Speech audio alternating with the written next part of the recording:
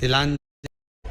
बहुत ध्यान दीजिएगा महाराज, श्राद्ध पक्ष की कथा चल रही है, शिव महापुराण आज विराम की ओर है। ब्राह्मण को भोजन नहीं करा पा रहे हैं, मान लो आप गौ माता को रोटी नहीं दे पा रहे हैं, स्वान को भोजन नहीं दे पा रहे, कौए को भोजन नहीं दे पा रहे हो, और मान लो गया ब्रह्म कपाली या कहीं पिंडदान नहीं कर पा रहे हो, तिलांजलि तर्पण नहीं कर पा रहे हो, तो एक काम जरूर करना, जल के पात्र में 2 बूंद गंगा जल डालना और वो गंगा जल शंकर को रोज 16 दिन तक चढ़ाइए, पितृदोष समाप्त हो जाए। जब ज्यादा घर में पितृदोष हो ना, ऐसा लगे कि पितृदोष बहुत ज्यादा है, 1 रुपये कमा रहे हैं, 1.25 रुपये खर्च हो रहा है, हाथ में पैसा नहीं टिक रहा, दुकान 4 दिन अच्छी चल रही है, फिर व्यापार डाउन हो जाता है, कोई पैसा लेकर भाग गया, नहीं दे रहा, कहीं कर्जा मात्रा बढ़ गई है, ये पितृदोष के लक्षण है कुछ। इसमें आपके घर में जो भी रुद्राक्ष पड़ा हो, जो भी रुद्राक्ष रखा हो, क्योंकि संभाल के तो आप रखते नहीं, पटक देते हो यहां में, जो भी रुद्राक्ष आपके घर में रखा हुआ, एक पानी के पात्र में उस रुद्राक्ष को डाल दीजिए, उसमें 1 चावल का दाना डाल दीजिए। महाराज, परिंदा जहां होता है, मटका, हंडा या रसोई घर में आपका जो पानी भरने का स्थान होता है, जिसको आरो वारो क्या क्या लगा के रखते हो, उसी के कहीं पास में उस कलश को रख दीजिए, ऊपर से उसको ढक दीजिए। शाम के समय, सुबह रखा 10 बजे से 12 बजे के बीच में, शाम के समय प्रदोष काल में भगवान शंकर का नाम स्मरण कर कर, ओम नमः शिवाय बोलकर, श्री शिवाय नमस्तुभ्यम बोलकर, या महामृत्युंजय मंत्र का स्मरण कर कर करना प्रारंभ, या गायत्री मंत्र का स्मरण कर कर, जो मंत्र आपकी बुद्धि में, विवेक में समाहित हो, उस मंत्र का नाम लेकर राम कृष्ण हरि जो बोल सकते हो, एक घी का दिया अवश्य प्रज्वलित करें, लंबी बाती का। कौन सी बाती का? फूल बत्ती का नहीं, गोल बत्ती का नहीं, लंबी बाती का लगे। बत्ती का मुख दक्षिण की ओर, कहां पर होना चाहिए? दक्षिण की ओर, ना पूरब, ना पश्चिम, ना उत्तर, बत्ती का मुख कहां हो? दक्षिण की ओर।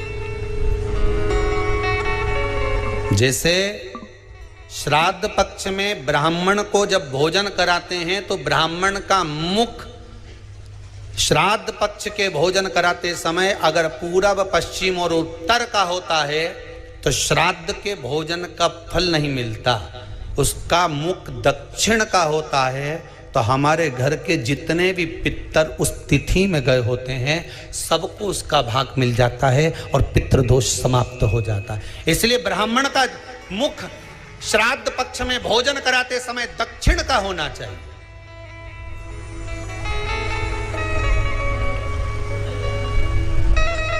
ब्राह्मण का मुख दक्षिण का हो।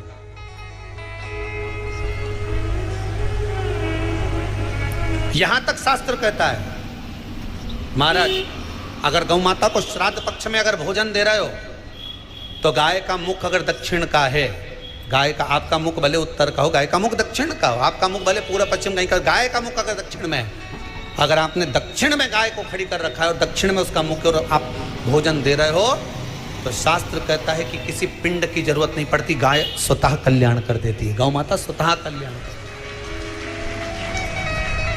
दक्षिण मुखी हो तो दिए की जो बाती का मुख कहां होना चाहिए? दक्षिण का। और दक्षिण का मुख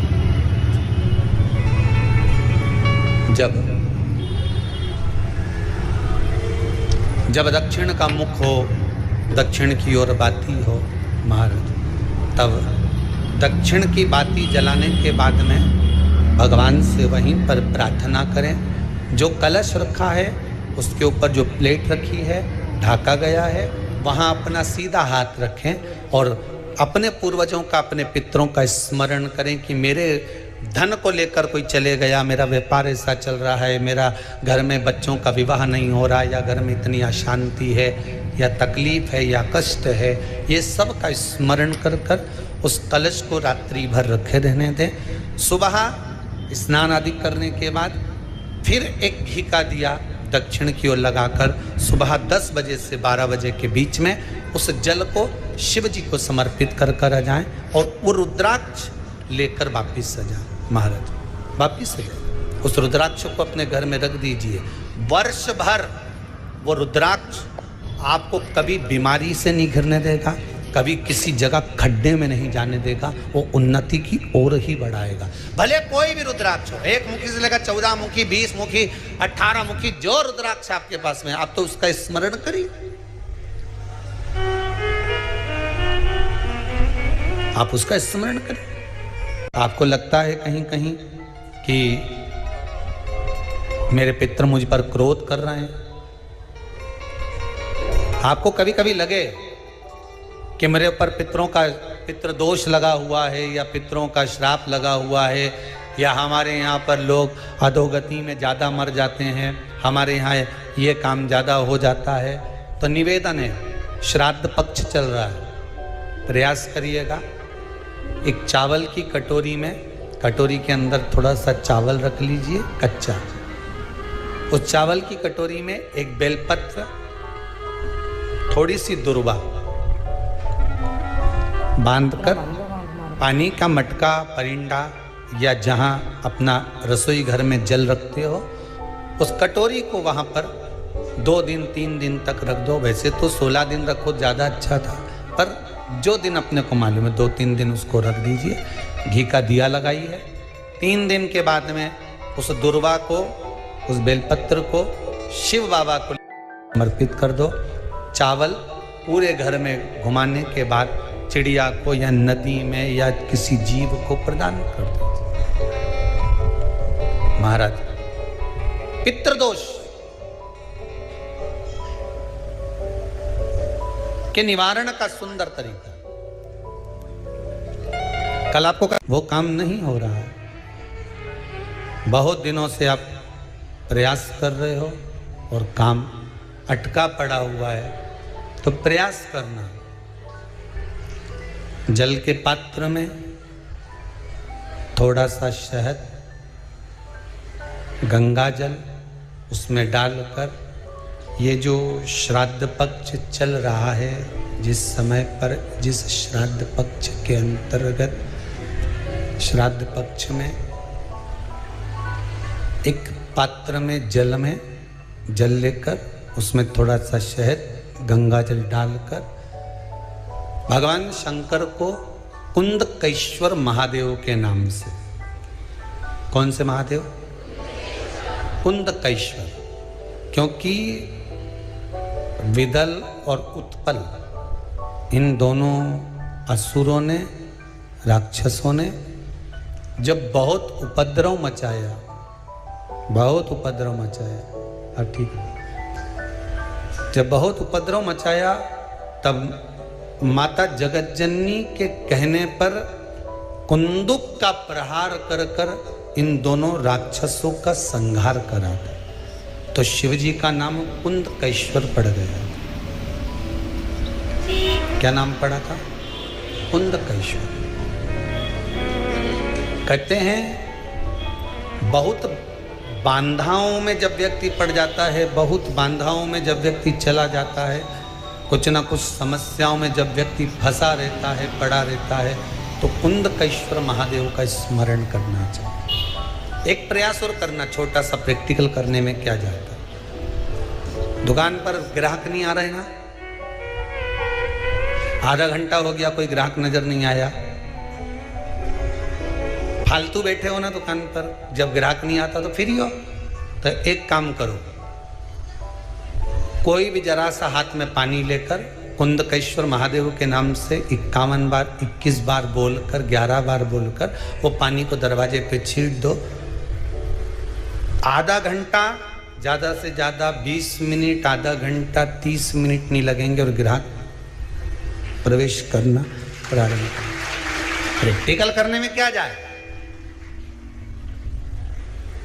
अब ई में कहीं घटा तुम्हारा कि पानी घट गया, कि बोलने से कुंदकेश्वर महादेव का नाम लेने से जीवान घट गई, कुछ घटा?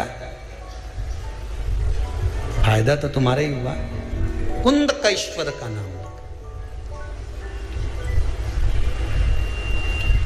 कोई काम अटक रहा है, शहद जल के पात्र में डालिए और थोड़ा सा गंगा जल डालकर इसी श्राद्ध पक्ष में किसी भी दिन जब तुम्हारा मन पड़े तब शंकर जी को समर्पित कर और साथ में 1 लोटा पानी 1 कलश जल का अलग से लेकर जाओ। जब शहद का जल शंकर जी को समर्पित कर दो, उसके बाद सादा जल शंकर जी को अवश्य समर्पित करके। शहद का जल बांधाओं को हर लेता है, बांधा को हरता है। हम तो कई बार बच्चों से कहते हैं, अगर कोई बच्चा कंपटीशन एग्जाम में बैठ रहा है, इंटरव्यू दे रहा है या कोई एग्जाम में नहीं निकल रहा है, तो प्रयास करना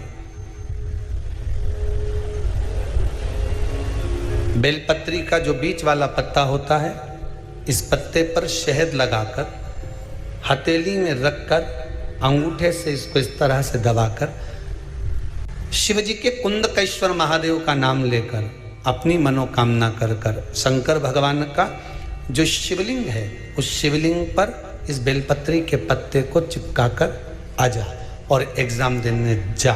बाबा निपटेगा सब काम कर। जिस बालक बालिका का जॉब नहीं लग रहा हो, सर्विस नहीं लग रही हो, नौकरी नहीं लग रही हो, जगह जगह पहले करते थे जॉब, अब छूट गई, 2 साल हो गए, 3 साल हो गए, सर्विस नहीं लग रही हो, बहुत प्रयास कर लिया हो, बहुत प्रयास, तो महाराज काली तिल्ली को पीस कर उसको जल के पात्र में डालकर अपने घर के मटका परिंदा, पितरों का जो स्थान होता है, जलाशय होता है, उसके पास में एक पात्र में रख दीजिए। बेलपत्री या बट का पेड़ या पीपल का पेड़, इस वृक्ष के नीचे 1 रात्रि तक रखे रहने के बाद में दूसरे दिन अपनी कामना करता है। जिनका जॉब नहीं लग रहा, सर्विस नहीं लग रही, नौकरी नहीं लग रही या कहीं उलझने उत्पन्न हो रही है, उस व्यक्ति को हाथ में ले जाकर उस पात्र का जल, 3 वृक्ष पितरों के तुल्य हैं। कल की कथा में कहा था, पहला बेलपत्री का, दूसरा पीपल का, तीसरा बट का, ये 3 पितरों के तुल्य हैं। इन 3 में से किसी भी वृक्ष के नीचे उस काली तिल के जल को समर्पित कर दीजिए। महाराज बाबा चाहेगा, भोलेनाथ जी चाहेगा तो 3 महीने में कहीं ना कहीं योग बना ही देगा, ये पक्का। बाबा पर विश्वास रखो, शंकर भगवान पर भरोसा विश्वास रखकर आप कार्य करेंगे, क्यों ना हो।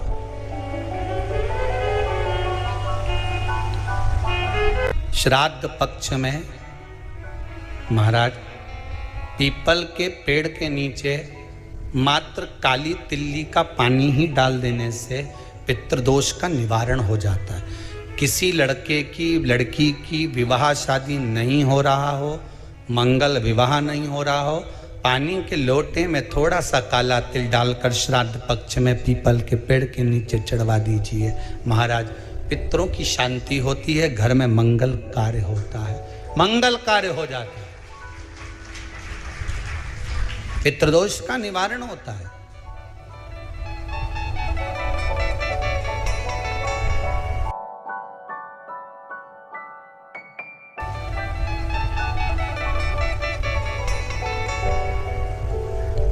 बहुत रोग घिर गया, ऐसा लग रहा है कि बहुत बड़ी बीमारी शरीर में आ गई है, वो मिट नहीं रही, बीमारी बहुत बड़ी है, नहीं जा रही।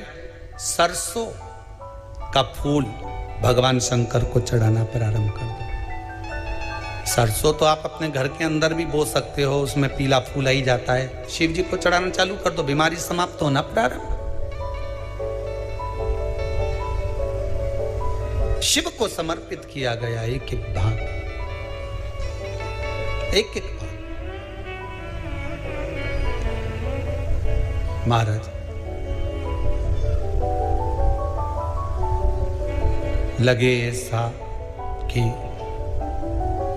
घर में शांति नहीं है, सुख लक्ष्मी तो है, परिवार भी छोटा है पर शांति नहीं। जब देखो जब किसी ना किसी का मुंह चलता रहे, क्रोध में बोलते रहें, शब्दों के तीर चलते रहें, शांति नहीं है। प्रयास करिए। श्राद्ध पक्ष में जिस समय पर ब्राह्मण को भोजन करने के लिए बिठाएं या श्राद्ध पक्ष के अंतर्गत ब्राह्मण जब घर में भोजन ग्रहण कर रहा हो, उस समय पर थोड़ा सा कोई सुगंधित पदार्थ, इत्र आदि, पानी के मटके के पास, परिंडे के पास में, जलाशय के पास में उस इत्र को थोड़ा सा कोई रुई में रखकर छोड़ दीजिए। घर में कभी क्लेश नहीं हो सकता, शांत का माहौल हो जाए। पितृपक्ष में किया जाए, पितृपक्ष। और एक बात और अच्छे से ध्यान रखिएगा, आप ब्राह्मण को भोजन कराएं ना कराएं, आपने धूप छोड़ी ना छोड़ी वो पता नहीं, गाय को रोटी दी ना दी, स्वान को भोजन दिया ना दिया, कौवे को भोजन दिया ना दिया, चलेगा। पर जिस दिन अमावस्या के दिन पितृपक्ष समाप्त हो, उस दिन प्रदोष काल में, प्रदोष के समय पर, प्रदोष काल में शाम के समय पर जाकर किसी भी नदी, तालाब, बावड़ी, कुआं, कहीं ना कहीं जो आपके पास में हो, वहां पर एक घी का दिया, बत्ती का मुंह दक्षिण की ओर कर कर अवश्य जला कर जाना। सारे पितृदोष समाप्त हो जाएगा, सारा पितृदोष समाप्त। अमावस्या के दिन किसी भी जलाशय के पास में, नदी, तालाब, बावड़ी, कुआं, जो आपके शहर में, आपके गांव में, आपके नगर में हो, वहां जाकर लगा दे। अगर नदी, तालाब, बावड़ी, कुआं नहीं है तो पीपल का वृक्ष हो या बेलपत्री का वृक्ष हो या बट का वृक्ष हो, उसके नीचे लगा दो प्रदोष काल में। पर अमावस्या के दिन लगाएं जरूर। क्यों? क्योंकि अमावस्या 16 दिन तक पितृ मृत्यु लोक में आने के बाद में भोजन ग्रहण करते हैं। अमावस्या के दिन पितृ शाम के समय प्रदोष काल में शंकर भगवान का नाम जाप कर कर नदी, तालाब, बावड़ी पर पानी पीने जाते हैं। वहां से जल का आचमन कर कर पितृ अपने लोक को चले जाते हैं प्रदोष काल के समय पर। इसलिए प्रदोष काल में जलाशय के पास में, बावड़ी, कुआं, नदी, तालाब के किनारे पर दिया लगाया जाता है दक्षिण की ओर मुख कर कर बत्ती का। तो पितृ आशीर्वाद देते हुए जाते हैं कि फलो फूलो, आगे बढ़ो, उन्नति करो, तरक्की करो। ये पितरों का आशीर्वाद रहता है, पितरों का वर रहता है। आप देंगे उसको मिलेगा। कुछ करा ना करा, फिर अमावस्या के दिन, जिस दिन पितृपक्ष समाप्त हो, उस दिन दिया दक्षिण की ओर बाती का मुख कर कर लगा। महाराज एक बात बहुत अच्छे से समझ लीजिए, जिसके घर में क्लेश होता हो, अशांति रहती हो, क्लेश रहता हो, या छोटी छोटी बात पर विवाद चालू हो जाता हो, या पति पत्नी में, परिवार में, सास बहू आदि कादिक में कहीं ना कहीं कुछ अगर विवाद रहता हो, तो शास्त्र कहता है ऐसा बेलपत्री की डंडी रहती है ना, बहुत ध्यान दीजिएगा महाराज। श्राद्ध पक्ष की कथा चल रही है, शिव महापुराण आज विराम की ओर है, ध्यान दीजिएगा। जैसे ये बेलपत्री की जो डंडी होती है, डंडी का जो भाग होता है बेलपत्री की, ऐसा बेलपत्री की 7 भाग ले लो, मतलब बेलपत्री 7 ले लीजिए। 7 बेलपत्र लेकर कच्चा जो सूत होता है ना, कच्चा सूत जो जानते पेड़ पौधे में माताएं लपेटती हैं, धागा जो होता है ना सफ़ेद कलर का कच्चा धागा, जो बड़ में, पीपल में और आंवला आदि में लपेटा जाता है,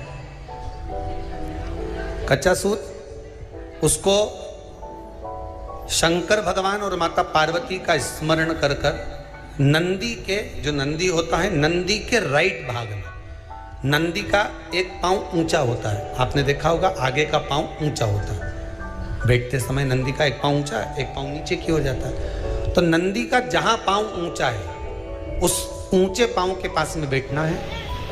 कच्चे सूत पर उस बेलपत्री के जो 7 गुच्छ हैं, 7 जो बेलपत्री के भाग हैं, 7 बेलपत्री हैं, उसको अपना नाम गोत्र स्मरण कर कर उस कच्चे सूत को लपेटना है। महाराज लाल कलर का चंदन उस बेलपत्री के पत्ते में जो अग्रभाग होता है, सबसे आगे का भाग, साथों में लाल चंदन लगाना है। महाराज उस चंदन को लगाकर आप प्रदोष के दिन, प्रदोष काल में शंकर भगवान को समर्पित अगर करते हैं तो जिस घर का गोत्र बोला है उस घर में कभी क्लेश नहीं हो सकता, उस शांति का अनुभव, उसमें क्लेश नहीं हो सकता। एक धागा होता है पक्का धागा, एक धागा होता है कच्चा धागा। बहुत ध्यान दीजिएगा महाराज, पक्के धागे से नहीं लपेटना सफेद। कच्चा जो धागा पीपल में, बड़ में या आंवला आदि में जो हम लोग लपेटते हैं पूजन करते समय, वो कच्चा धागा। और एक बात और आपको कहने, ध्यान दीजिएगा,